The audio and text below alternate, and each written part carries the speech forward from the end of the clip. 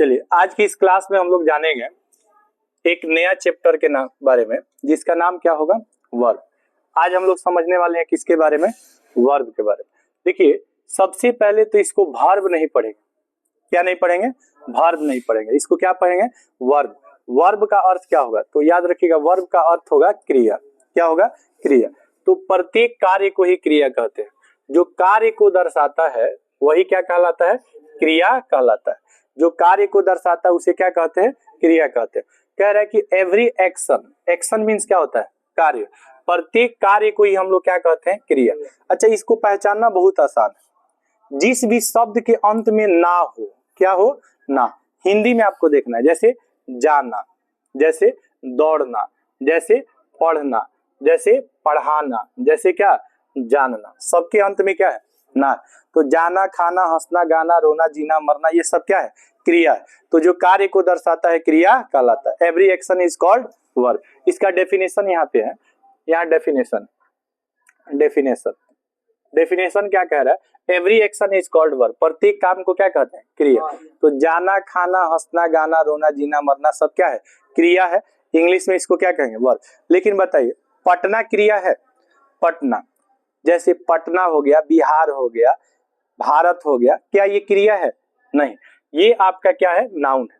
देखिए एक गोल्ड माने होता है सोना। गोल्ड मीन्स क्या होता है, सोना। गोल्ड मीन्स भी सोना होता है, और स्लीप मतलब भी क्या होता है, सोना। तो सोना क्या है, काम है। सोना क्या है, काम है।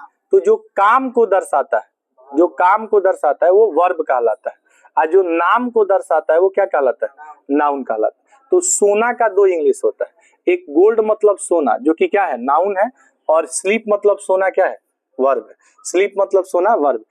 किसी वर्ब को कैसे पहचाने, तो वर्ब एक्शन को दर्शाता है। वर्ब किसको दर्शाता है, एक्शन को दर्शाता है। हिंदी में इसके अंत में क्या रहता है, ना। अब बताइए वर्ब कितने टाइप के होते हैं, तो वर्ब दो टाइप के होते हैं। कितने टाइप के बाबू, दो टाइप के होते हैं। वर्ब दो टाइप के होते हैं। इसमें जो पहला वर्ब होता है इसको कहते हैं एक्जुलरी वर्ब, और दूसरा कहते हैं मेन वर्ब। मेन वर्ब और एक्जुलरी वर्ब। वर्ब कितने टाइप के, दो टाइप के। एक होता है एक्जुलरी वर्ब और एक होता है मेन वर्ब। अच्छा, एक्जुलरी वर्ब को ही कहते हैं हेल्पिंग वर्ब। एक्जुलरी वर्ब को क्या कहते हैं, हेल्पिंग वर्ब। और मेन वर्ब को कई नाम से जानते हैं। मेन वर्ब को हिंदी में कहते हैं मुख्य क्रिया। क्या कहते हैं, मुख्य क्रिया। अच्छा, मेन वर्ब किसे कहेंगे, तो जिस वर्ब के V1 होते हैं, V2 होते हैं, क्या होते हैं, V1, V2, V3, V4 और क्या, V5। इस वर्ब को हम लोग कहते हैं मेन वर्ब। क्या कहते हैं, मेन वर्ब। और इसको MV से सूचित किया जाता है। किससे सूचित किया जाता है, MV से। और एक्जुलरी वर्ब को AB से, या हेल्पिंग वर्ब को किससे सूचित किया जाता है, HV से। हिंदी में इसको कहते हैं सहायक क्रिया। क्या कहते हैं, सहायक क्रिया। अच्छा, इसकी संख्या कितना होता है, 28। लेकिन याद रखिएगा मेन वर्ब की संख्या अनंत होता है। जाना, खाना, हंसना, गाना, रोना, जीना, मरना, जो भी ना पे समाप्त होता है सब मेन वर्ब होता है। तो ये अनंत होते हैं। ये क्या होते हैं, अनंत होते हैं। लेकिन एक्जुलरी वर्ब कितने होते हैं, 28 होते हैं। अब वर्ब की अगर हम बात करें, वर्ब की हम बात करें तो वर्ब दो टाइप के होते हैं। कितने टाइप के, एक होता है हेल्पिंग वर्ब। क्या होता है, हेल्पिंग। और एक होता है मेन वर्ब। हेल्पिंग वर्ब को किससे डिनोट करेंगे, HV से। और मेन वर्ब को किससे डिनोट करेंगे, MV से। तो वर्ब कितने टाइप के हो गया, दो, एक्जुलरी वर्ब और मेन वर्ब। एक को कहेंगे सहायक क्रिया। क्या कहेंगे, सहायक क्रिया। और एक को कहेंगे मुख्य क्रिया। इतना समझ में आया। तो इसमें हम लोग क्या समझे कि वर्ब को हिंदी में क्रिया कहते हैं।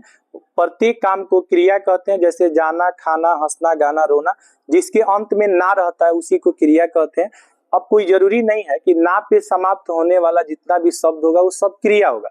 पटना जो है, पटना अगर आप कहिएगा तो इसके अंत में भी ना है, लेकिन यह जगह का नाम है।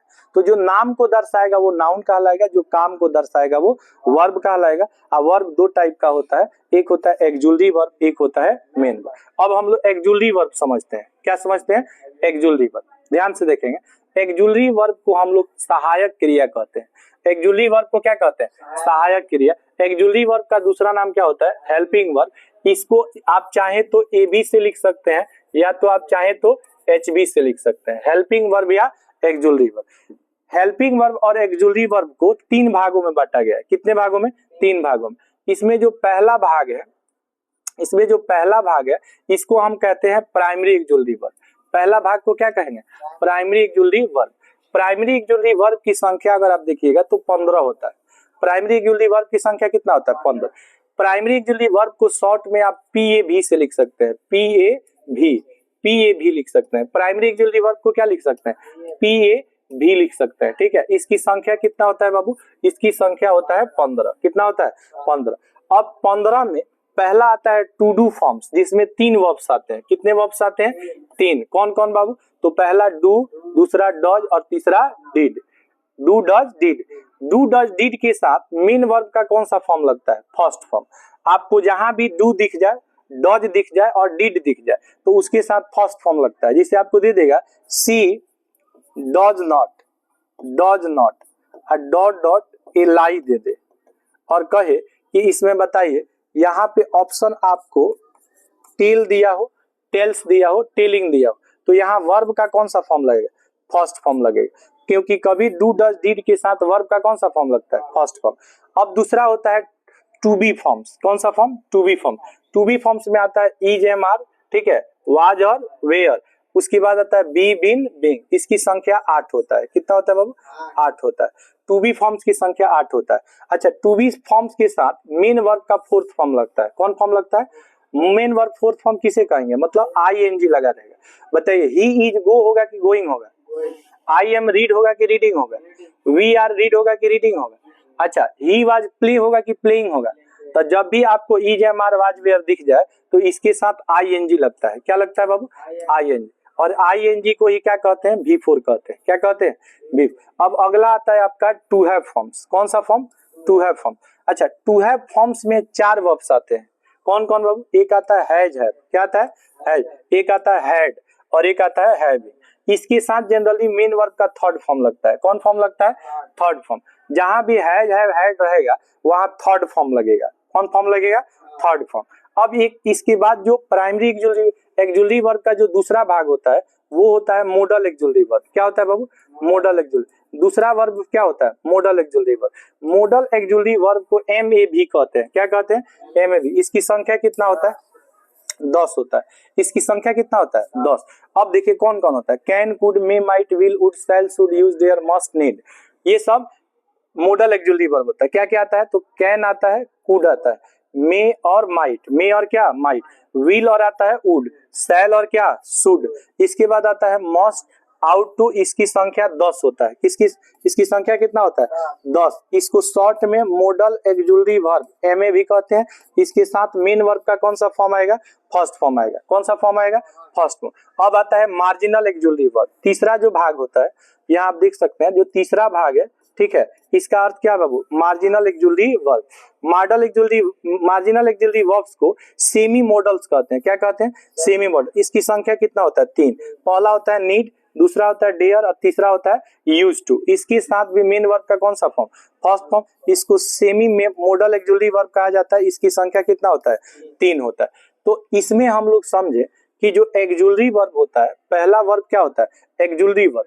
तो एक्जुलेटरी वर्ब के बारे में हम लोग जानेंगे कि एक्जुलेटरी वर्ब की संख्या कितना होता है बाबू? 28। कितना होता है? 28 होता है। अब 28 जो एक्जुलेटरी वर्ब होता है, तो यहाँ देख सकते हैं 15 होता है प्राइमरी एक्जुलेटरी वर्ब और 10 होता है मॉडल एक्जुलेटरी वर्ब। तो 15 और 10 कितना होगा? 25। और 3 होता है क्या? Semi models. तो 25 3 कितना हो जाता है? 28। पहला होगा 15, दूसरा होगा 10 और तीसरा होगा 3। ये कुल मिलकर कितना होता है? 28। तो ये आपका खत्म हो गया क्या? प्राइमरी ये एक्जुलेटरी वर्ब खत्म हो गया। क्या खत्म हो गया? एक्जुलेटरी वर्ब। अब एक्जुलेटरी वर्ब के बाद जो दूसरा वर्ब आता है वो मेन वर्ब आता है। कौन वर्ब आता है बाबू? Main verb.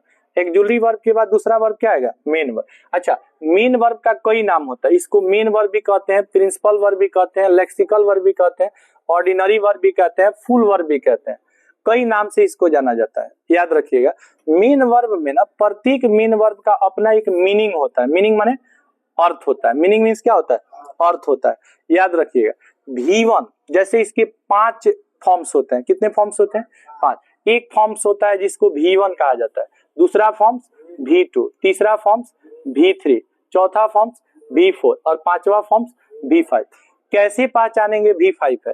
तो जब किसी वर्ब के अंत में SES लगा रहता है तो उसको V5 कहा जाता है, और ING लगा रहे तो उसको V4 कहा जाता है। DED IED रहेगा तो उसको V2 और V3 कहा जाता है, समझ रहे हैं ना। कुछ नहीं लगा हो तो इसको V1 कहा जाता है। V1 का प्रयोग इंडेफिनिट में किया जाता है, किस टेंस में? प्रेजेंट इंडेफिनिट में। V2 का प्रयोग होता है पास्ट इंडेफिनिट में, किस इंडेफिनिट में? परफेक्ट में। V3 का प्रयोग होता है प्रत्येक परफेक्ट टेंस में, चाहे वो प्रेजेंट परफेक्ट हो, पास्ट परफेक्ट हो या फ्यूचर परफेक्ट हो। और V4 का प्रयोग होता है कंटिन्यूअस में और परफेक्ट कंटिन्यूअस में। V4 का प्रयोग किस में होता है? कंटिन्यूअस और परफेक्ट। और V5 का प्रयोग होता है इंडेफिनिट में, किस में होता है? इंडेफिनिट में। तो दो इंडेफिनिट में आपका लगता है, एक V1 और एक क्या? V5।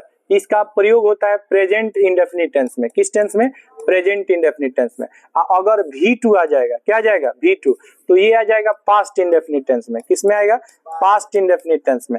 अगर शैल और विल लगा हो, शैल या क्या लगा हो? विल, प्लस क्या लगा हो? V1, तो इसको कहते हैं फ्यूचर इंडेफिनिट टेंस। क्या कहते हैं? Future indefinite tense. अब आप देख सकते हैं कि जैसे यहाँ पे आपको दिया है V1, तो V1 ये होता है जिसमें कुछ नहीं रहता है, लेकिन V2 में आपको D दिखेगा या फिर ED दिख जाएगा। क्या दिख जाएगा? ED, या फिर आपको IED दिखेगा। क्या दिखेगा? IED दिखेगा। V2 में और V3 में आपको DED IED दिखता है, ठीक है। आपको D दिख सकता है, ED दिख सकता है, या फिर आपको क्या दिख सकता है? IED दिख सकता है, क्या? लेकिन V4 में क्या आता है बाबू? तो V4 में आपको हर जगह ING दिखेगा। V4 में क्या दिखेगा? ING। जैसे प्ले का V4 क्या होगा? प्लेइंग। एंजॉय का V4 एंजॉइंग। प्रे का V4 प्रेइंग। ट्राई का V4 ट्राइंग, ठीक है।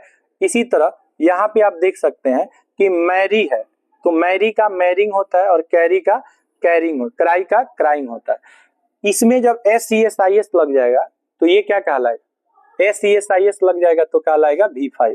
SES या क्या रहे? IES रहे तो उसको हम लोग क्या कहेंगे? V5 कहेंगे। तो आप बताइए मीन वर्ब के कितने फॉर्म्स होते हैं? 5। पहला V1, दूसरा V2, तीसरा V3, चौथा V4 और पांचवा V5। V4 किसे कहते हैं? जिसमें ING लगा।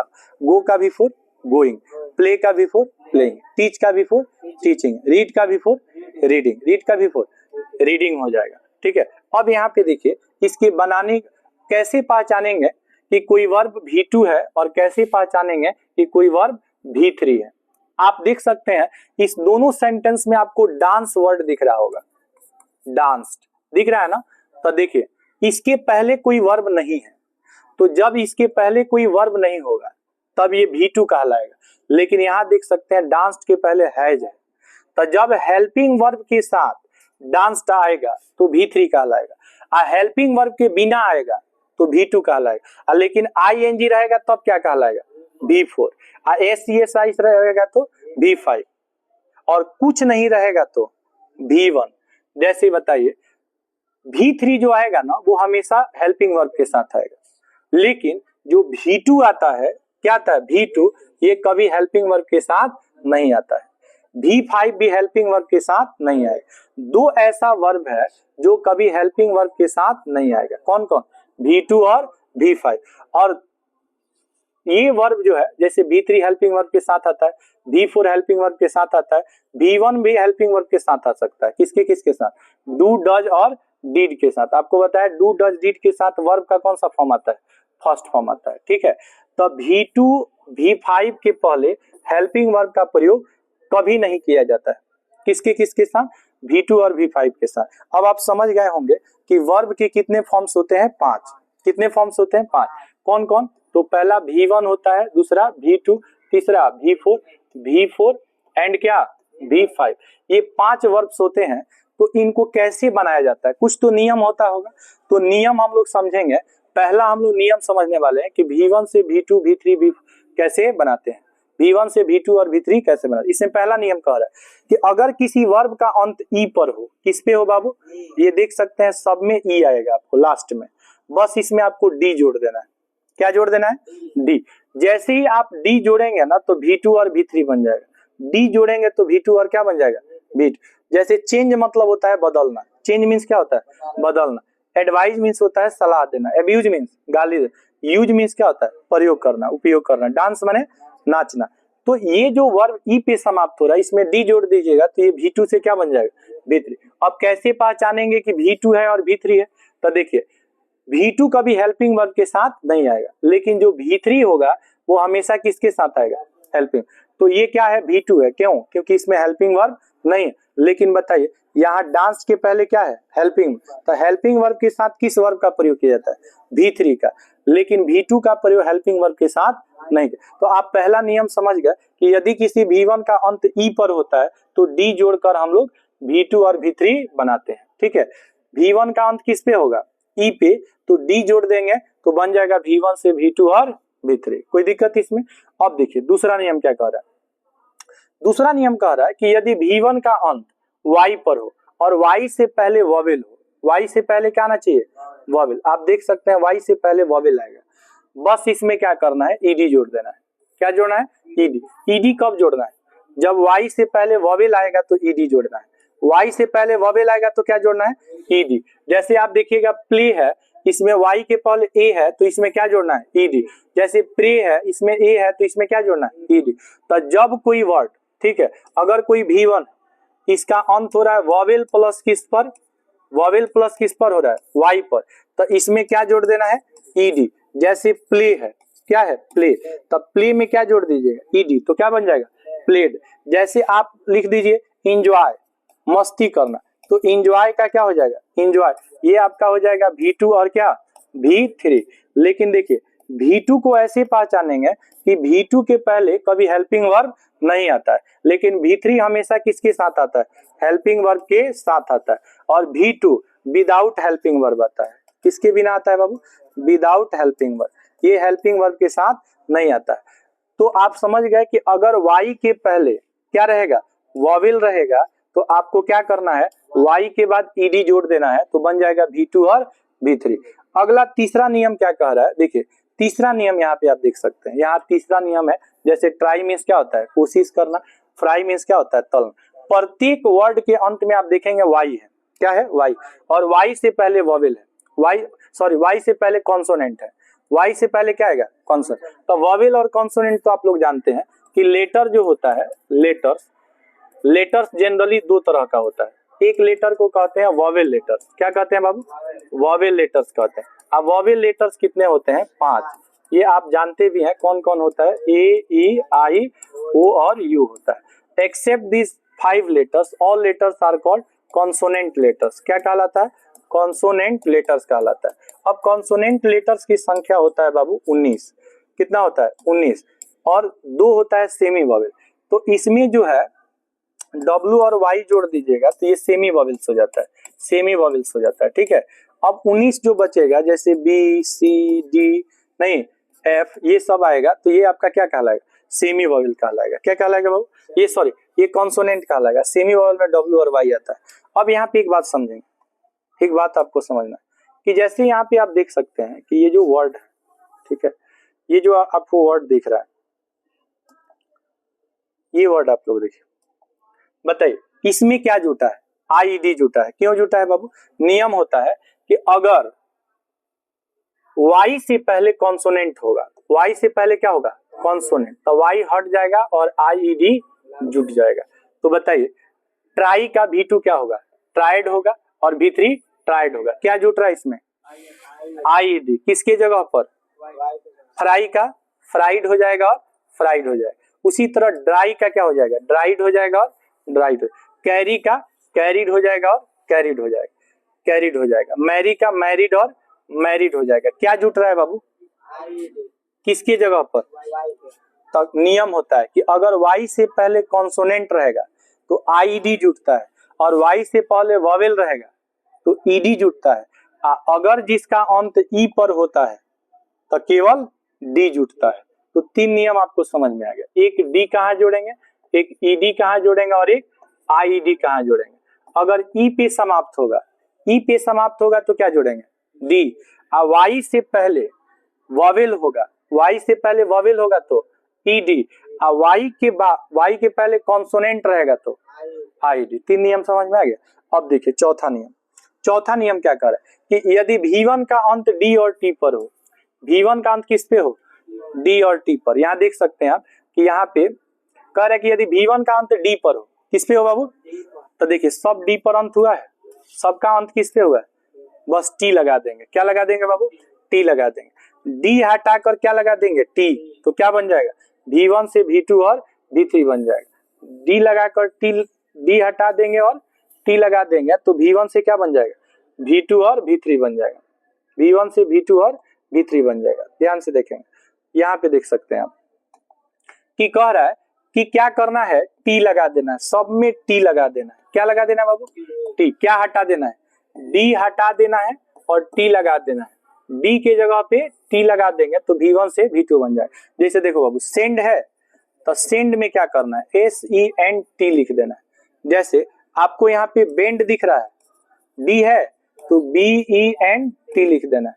जैसे स्पेंड है, स्पेंड, तो आपको क्या लिखना है? स्पेंट लिख देना है, SPENT। समझ रहा है ना?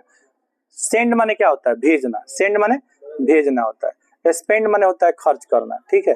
बेंड माने होता है मोड़ना, बेंड मोड़ना, तो ये बेंट हो जाता है। क्या हो जाता है? बेंड।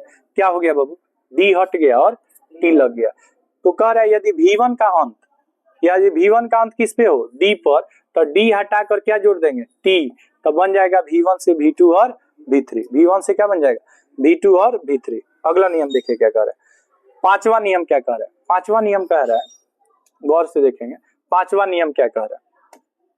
पांचवा नियम क्या कह रहा है? देखिए पांचवा नियम को देखेंगे।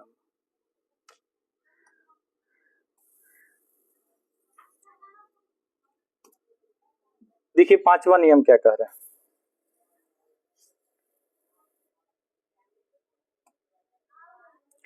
ध्यान देंगे, देखिए पांचवा नियम कह रहा है बाबू कि यदि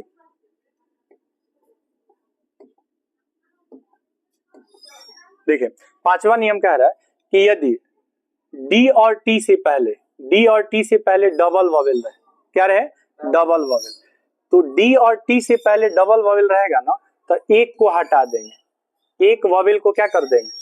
एक वॉवेल को हटा देंगे, हटा देंगे, एक वॉवेल को हटा देंगे तो V1 से बन जाएगा V2 और V3। जैसे देखो बाबू, यहाँ पे मीट है ना, तो यहाँ पे एक वॉवेल हट गया तो मीट हो गया। सूट है तो क्या हो गया? सूट हो गया। फीड है तो क्या हो गया? फीड हो गया। एक वॉवेल हट जा रहा है, एक वॉवेल को हटा देंगे तो ब्रीड हो जाएगा। और लीड है तो लीड हो जाएगा।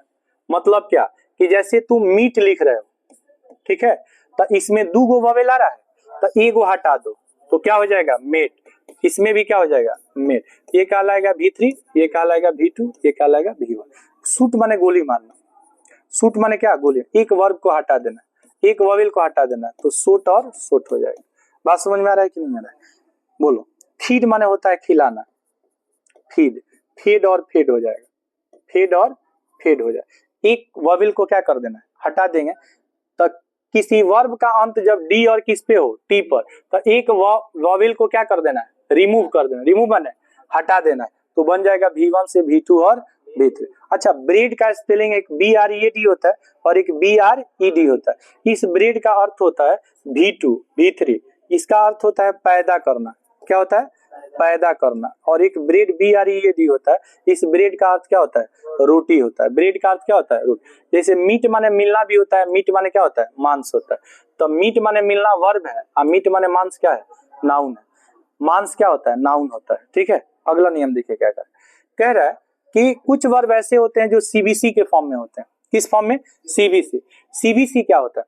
कॉन्सोनेंट, वॉवेल और कॉन्सोनेंट। कॉन्सोनेंट, वॉवेल और कॉन्सोनेंट। जैसे देखिए यहाँ टॉप है, TOP है, जैसे ड्रॉप है, ROP है, जैसे यहाँ पे देखिए पैट है और बेग है।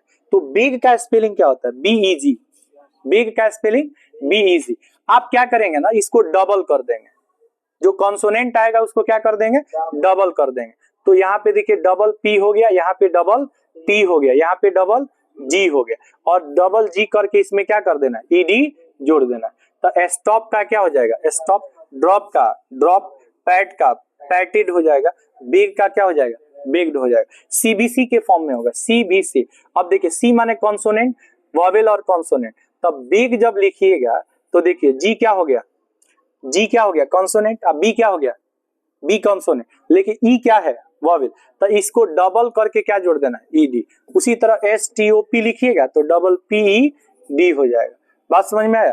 जैसे स्टॉप ड्रॉप हो जाएगा, बिग हो जाएगा, समझ रहे ना, ड्रॉप ड्रॉप माने बूंद बूंद गिरना, डबल PED हो जाएगा। ये डबल कहाँ होता है? जहां पहले भी कॉन्सोनेंट हो और बाद में भी कॉन्सोनेंट, पहले और बाद में क्या हो, कॉन्सोनेंट, और बीच में क्या आ जाए, वॉवेल, तो लास्ट वाले कॉन्सोनेंट को क्या कर देना है, डबल कर देना। लास्ट वाले कॉन्सोनेंट को डबल कर देंगे तो क्या बन जाएगा, V2 और V3 बन जाएगा। अब देखिए अगला नियम, कुछ वर्ब ऐसे होते हैं जिनका तीनों फॉर्म्स सेम होगा। तीनों फॉर्म्स क्या होता है, सेम होता है। जो V1 होगा वही V2 होगा, वही V3 होगा। जैसे देखिए बेट माने होता है शर्त लगाना, तो इसका तीनों फॉर्म सेम होता है, ना कुछ जोड़ेंगे ना कुछ घटाएंगे। बीट माने होता है बोली लगाना, सेम लिख देंगे। कट माने काटना, सेम लिख देंगे। हिट माने मारना, हिट माने मारना, सेम लिख देंगे, समझ रहे हैं ना। उसी तरह कॉस्ट मतलब कीमत लगाना, सेम हो जाएगा। हर्ट माने चोट पहुंचाना, शॉट माने बंद करना, रीड मतलब पढ़ना, ये सब सेम हो जाएगा। स्पीट मतलब होता है थूकना, इसका भी तीनों फॉर्म्स क्या होता है, सेम होता है, समझ रहे हैं। अच्छा, एक HEAT हिट माने होता है गर्म करना, एक HIT हिट माने होता है मारना। कास्ट का तीनों फॉर्म्स कास्ट होता है। बर्स्ट माने फटना, तीनों फॉर्म सेम होता है। लेट माने आगे आदेश देना, तीनों फॉर्म सेम होता है। थ्रस्ट माने थोपना, तीनों फॉर्म सेम होगा। ये जितने भी वर्ब्स देख रहे हैं, सिट माने अस्त होना, ये तीनों फॉर्म्स क्या होते हैं, सेम होते हैं। तो कुछ वर्ब्स ऐसे होते हैं जिसके तीनों फॉर्म्स क्या होते हैं, सेम होते हैं। तीनों फॉर्म्स क्या होगा बाबू, सेम होगा। अब समझिए अगला नियम क्या कह रहा है, नेक्स्ट रूल देखिए। कुछ वर्ब्स ऐसे होते हैं जिसके तीनों फॉर्म्स डिफरेंट होते हैं। तीनों फॉर्म्स क्या होते हैं बाबू, डिफरेंट होते हैं। कोई किसी से मिलेगा जुलेगा नहीं। जैसे ईट का एट होता है और थर्ड फॉर्म ईटेन होता है, ठीक है। गो का वेंट होता है, थर्ड फॉर्म गॉन होता है। सी का सा होता है, थर्ड फॉर्म सीन होता है। फ्लाई फ्ल्यू फ्लोन होता है, ठीक है। टेक टू टेकन होता है, take to taken. Write wrote written होता है, राइट रोड रिटेन होता है। क्या तीनों फॉर्म सेम है, नहीं, अलग अलग है, डिफरेंट। डिफरेंट मतलब क्या होता है, अलग। जैसे do does do did done होता है, बिगिन बिगेन और बिगन होता है, नो न्यू नॉन होता है, ब्रेक ब्रोक ब्रोकन होता है, ड्रो ड्रीव ड्रॉन होता है, फॉरगेट फॉरगोट फॉरगोटेन होता है, और ग्रो ग्रीव ग्रोन होता है। तीनों फॉर्म्स क्या होगा, अलग अलग होगा। इसके पहले बताए तो तीनों फॉर्म सेम था, इसके पहले तीनों फॉर्म्स सेम था, और ये तीनों फॉर्म्स क्या होता है, अलग अलग होता है। तीनों फॉर्म्स क्या होता है, अलग अलग होता है, समझ रहे हैं ना। तो ये V1 से क्या था, V1 से V2 और V3 था। V1 से V2 और क्या था, V3 था। अब हम लोग समझेंगे V1 से V4। V1 से क्या, V4। चलिए देखिए, V1 से V4 यहाँ पे नियम कह रहा है, V1 से V4 बनाते हैं। V1 से V4 कैसे बनाते हैं, ठीक है। तो V1 से V4 बनाने के नियम है कि V1 में ING जोड़ देंगे तो क्या बन जाएगा, V4। जब किसी V1 में क्या जोड़िएगा, ING, तो क्या बनेगा, V4। अच्छा याद रखिएगा, V4 का प्रयोग होता है बाबू कंटिन्यूअस टेंस में। क्या होता है, कंटिन्यूअस टेंस में। कंटिन्यूअस टेंस को ही प्रोग्रेसिव टेंस भी कहा जाता है। कौन टेंस, प्रोग्रेसिव टेंस। अच्छा, इसी को इम्परफेक्ट टेंस भी कहा जाता है। क्या कहा जाता है, इम्परफेक्ट। जैसे देखिए इसमें हम क्या जोड़े, ING जोड़ देंगे ना तो V4 बन जाएगा। ING जोड़ देंगे तो क्या बन जाएगा, V4 बन जाएगा। ध्यान देंगे, ING जैसे ही जोड़ेंगे तो V4 बन जाएगा। जैसे बताइए, प्ले का V4 क्या होगा, प्लेइंग। स्पीक का V4 स्पीकिंग।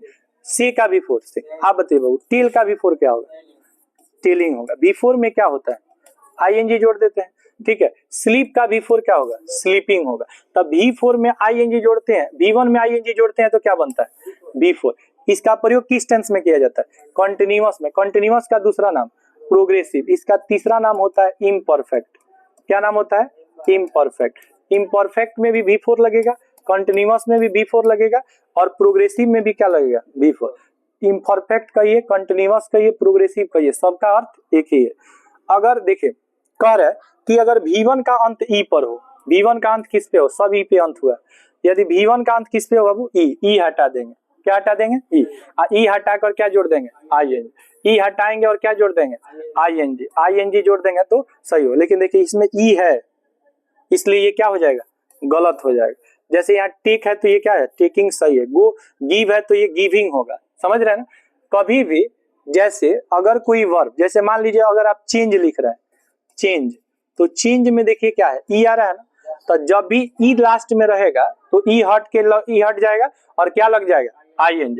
ई हट जाएगा और क्या लग जाएगा आईएनजी। अब रूल नंबर कितना देखिए 3। रूल नंबर 3 कह रहा है कि अगर किसी वर्ब का अंत आई ई पर हो, किस पे हो आई, तो आई ई को बदल देते हैं किसमें वाई में, आई के जगह पे क्या वाई, और जोड़ देंगे क्या आईएनजी, क्या बन जाएगा V1 से V4, V1 से क्या बन जाएगा V4 बन जाएगा। अगर किसी वर्ब का अंत आई ई पर होता है तो आई ई के जगह पे वाई, और वाई के बाद क्या जोड़ देंगे आईएनजी। जैसे देखिए ये लाइंग हो जाएगा, क्या हो जाएगा लाइन, आई ये हटा देना है और आई के जगह पे क्या वाई, जैसे आई ई हो जाएगा, आई को हटा देना है वाई लगा देना, आई हटाना है वाई लगाना है और आईएनजी जोड़ देना है, आई क्या करना है जोड़ देना है, आईएनजी जोड़ देना है। तो लाई का क्या हो जाता है लाइन, टाई का टाइम और डाई का डाई। लाई मीन्स क्या होता है झूठ बोलना, टाई मीन्स बांधना और डाई मीन्स मरना।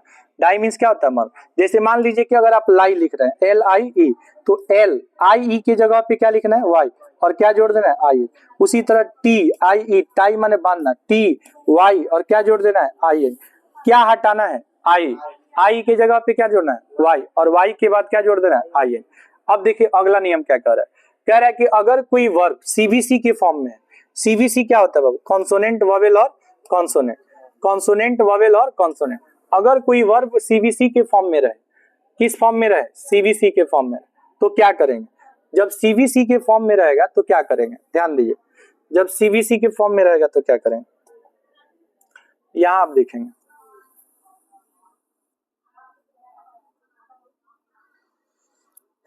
देखिए अगला नियम क्या कह रहा है कि यदि कोई वर्ब है जो CVC के फॉर्म में रहे, कॉन्सोनेंट वोवेल और कॉन्सोनेंट, कॉन्सोनेंट वोवेल और कॉन्सोनेंट, तो क्या करेंगे लास्ट वाले, ठीक है, लास्ट वाले कॉन्सोनेंट को 2 बार लिखना है। जैसे कट है, ठीक है, तो लास्ट वाले कॉन्सोनेंट को 2 बार लिखना है, तो इसमें डबल टी हो जाएगा, क्या हो जाएगा डबल। अच्छा यहाँ P है तो क्या हो जाएगा डबल P, यहाँ G है तो क्या होगा डबल G, यहाँ डबल T हो जाएगा, डबल N हो जाएगा, लास्ट में N है तो डबल है, P रहेगा तो डबल P और ING जोड़ देना।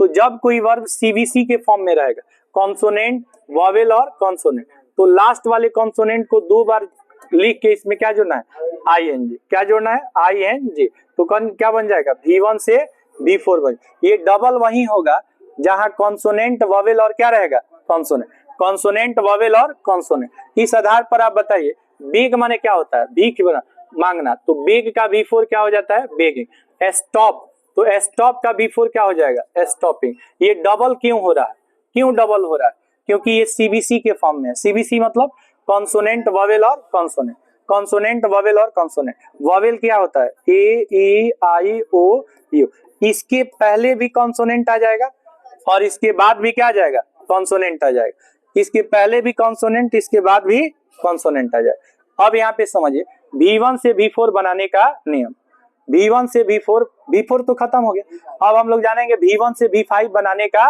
नियम। देखिए V1 से V5 क्या होता है बाबू, जिस वर्ब के अंत में क्या रहता है SES और IES रहता है, SES और क्या रहता है IES रहता है, उसी को हम लोग V5 कहते हैं। SES IES रहेगा तो उसको क्या कहेंगे V5 कहेंगे। तो S जोड़कर ES जोड़कर और IES जोड़कर हम V1 से क्या बनाते हैं V5, SES और IES जोड़कर V1 से क्या बनाते हैं V5। पहला नियम होता है कि जनरली हम S का प्रयोग करके V1 से क्या बनाते हैं V5 बनाते हैं। S जोड़ देंगे तो V1 से क्या बनेगा V5, S जोड़ देंगे तो V1 से V5 बन जाएगा। जैसे स्लीप का V5 क्या होगा स्लीप, वीप का V5 वीप्स हो जाएगा, टेल का V5 टेल्स हो जाएगा। सब में क्या लगा है बाबू S, जिसमें S रहता है उस वर्ब को क्या कहते हैं V5, ING रहेगा तो V4, ING रहेगा तो V4। अब कह रहा है यदि V1 का अंत देखिए कह रहा है यदि V1 का अंत इन लेटर्स पे होगा तो इसका V5 जब बनाएंगे तो कैसे बनेगा। देखिए यदि V1 का अंत बाबू S किसके किस पे हो, S double S SH CH X O और Z, S double S SH CH X O और Z, तो इसमें ES जोड़कर V5 बनाते हैं, ठीक है। तो गो का V5 बताइए गोज हो जाएगा, ठीक है। डू का V5 डज हो जाएगा, वॉच का V5 वॉचेज हो जाएगा, टीच का V5 टीचेज, कैच का V5 कैचेज और ब्लेस का V5 क्या होगा ब्लेसेज हो जाएगा। क्या जोड़े हैं इसमें ES जोड़े।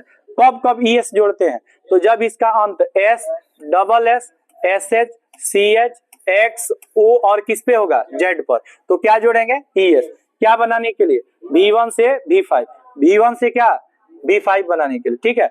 अगर V1 का अंत कॉन्सोनेंट प्लस Y पर हो, कॉन्सोनेंट प्लस Y पर, तो Y की जगह पर IS जोड़ते हैं, Y की जगह पे क्या जोड़ेंगे, Y हटा देंगे और क्या जोड़ देंगे, IS जोड़ देंगे। ये कब करेंगे बाबू, जब Y के पहले क्या रहेगा, कॉन्सोनेंट, Y के पहले कॉन्सोनेंट रहेगा तो Y की जगह पे हम लोग IS जोड़ते हैं। लेकिन याद रखिएगा अगर वॉवेल प्लस Y रहेगा, वॉवेल प्लस Y रहेगा तो केवल S जोड़ेंगे, वॉवेल प्लस Y रहेगा तो क्या जोड़ेंगे, S जोड़ेंगे। जैसे देखिए प्ली है, तो प्ली में देखिए Y के पहले वॉवेल है तो S जोड़िएगा।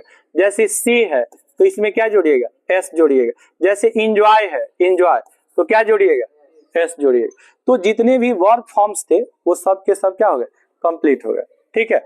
तो आगे हम लोग नेक्स्ट क्लास में देखेंगे।